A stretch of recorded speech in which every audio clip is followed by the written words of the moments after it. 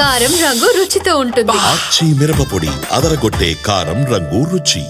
మళ్ళీ యాక్టివ్ అవుతున్న హైడ్రా ఇప్పటి వరకు ఒక ఎత్తు, ఇక నుంచి మరొక ఎత్తు అని చెప్తున్నారు హైడ్రా అధికారులు. ఏం జరగబోతుంది చూద్దాం.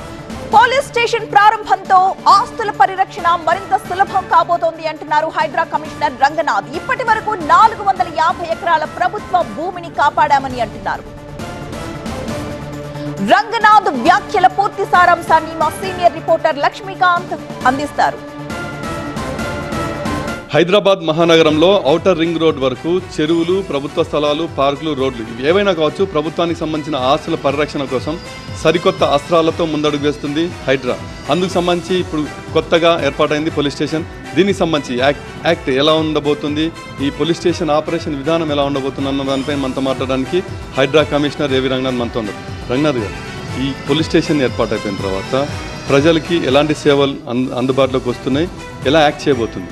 సో దీంట్లో ఎట్లాంటివి ఉంటాయి? ఉదాహరణకి ఎవరైనా గవర్నమెంట్ ల్యాండ్లో ఒక దొంగ డాక్యుమెంట్లు సృష్టించో, లేదా గవర్నమెంట్ ల్యాండ్లో ఒక ఎంక్రోచ్ అవ్వటమో, లేకపోతే చెరువు భూముల్లో ఒక దొంగ డాక్యుమెంట్లు సృష్టించో, ఇట్లా రకరకాలుగా ఉండేది. ఆ చెరువులో ఎవడన్నా కనుక డంపింగ్ చేస్తున్నారో, లేకపోతే పొల్యూషన్ వదులుతున్నారో, ఇట్లాంటి వాళ్ళందరి మీద కూడా మనం కేసులు రిజిస్టర్ చేయడానికి కూడా ఇది ఉంటుంది. సో దీనికి ఒక ఏసీపీ ఎస్హెచ్ఓగా అండ్ 6 ఇన్స్పెక్టర్స్, 12 ఎస్ఐస్, 30 మంది కానిస్టేబుల్స్ తోటి కాన్స్టిట్యూట్ చేయడం కూడా జరిగింది. కమిషనర్ గారు, ఇప్పుడు వరకు హైడ్రా టార్గెట్ చేసి ఎన్ని ఆస్తులను మొత్తం కూడా అంటే కబ్జా చేసి, చెరువులు కావచ్చు, ప్రభుత్వ స్థలాలు, ఎన్ని చోట్ల అటాక్ చేసి నిలమట్టం చేసింది, ఎన్ని వేల కోట్లకు సంబంధించిన ఆస్తులను అయితే రికవర్ చేయగలిగింది అనుకోవచ్చు? ఇప్పటికీ మనం చూస్తే కనుక హైడ్రా ఈ ఏదైతే డ్రైవ్స్ కానీ టేకప్ చేసిన వాటిల్లో ఆల్మోస్ట్ అరౌండ్ 48 ప్లేసెస్లో చేయటం జరిగింది. మోర్ దెన్ 450 ఏకర్స్ దాకా రిట్రీవ్ చేయడం జరిగింది.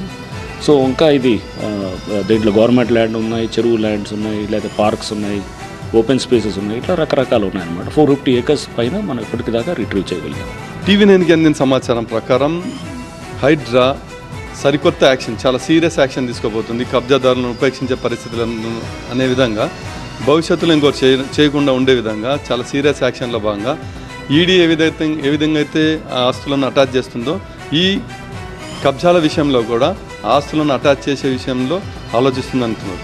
ఎంతవరకు వాస్తవం, ఎలా చేయబోతున్నారు? ఇది దీంట్లో ప్రత్యేకం ఏం లేదండి. కొత్తగా మీరు చూశారు, గతంలో సిఆర్పిసి ఉండేది, క్రిమినల్ ప్రొసీజర్ కోడ్ ఉండేది.